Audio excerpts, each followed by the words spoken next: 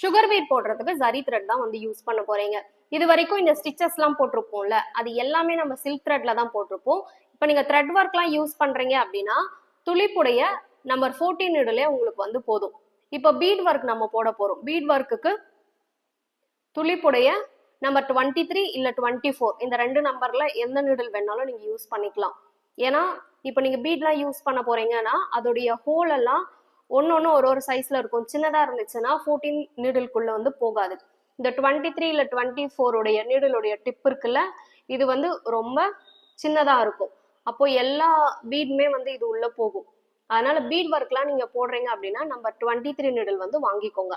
இது பேசிக்கா நீங்க போடுறீங்க அப்படின்னா எல்லாருக்குமே ஈஸியா இருக்கும். இல்ல நான் நல்லா கத்துக்கிட்டேன், எனக்கு நல்லா போட வரும் அப்படின்னா நீங்க அயன் நீடில் வந்து வாங்கிக்கலாம்.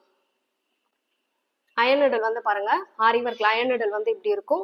இது வந்து த்ரெட் ஒர்க் போடுறதுக்கான அயன் நீடில்.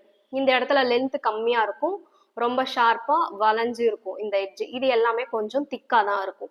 இதுவே பீட் லோட் பண்றதுக்கு பாருங்க, பீட் லோட் பண்றதுக்குன்னா இந்த மாதிரி லென்த் ஏரியா வந்து இருக்கும், டிப் வந்து இங்க மேல இப்படி இருக்கும். இதுவுமே ரொம்ப சாஃப்டா தான் இருக்கும்.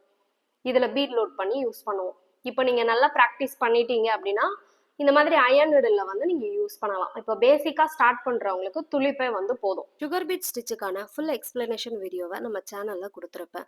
அதுக்கான லிங்க் இந்த வீடியோக்கு கீழே ஆட் பண்றேன், மிஸ் பண்ணாம பாருங்க. Stay connected. தேங்க்யூ.